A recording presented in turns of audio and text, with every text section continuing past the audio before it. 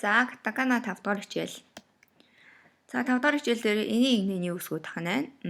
За эхнээс нь уншия. На, ни, ну, не, но. За хаад на, ни, ну, не, но. За. За нэг үгийг уншаад үзье. На, и, фу.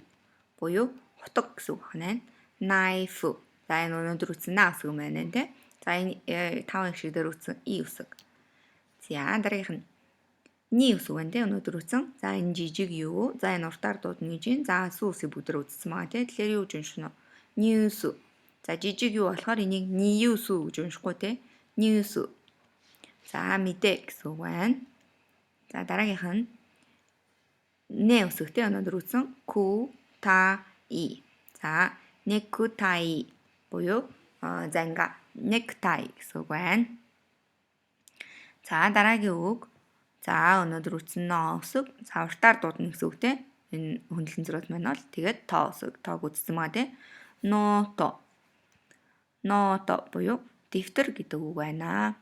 За 5 дахь хичээлийн амархан байлаа. За 6 дахь хичээл рүүгээ энэний дараа ороод катаканагаа үзээрэй. Бас манай хуудсыг лайк, subscribe, share хийгээрэй.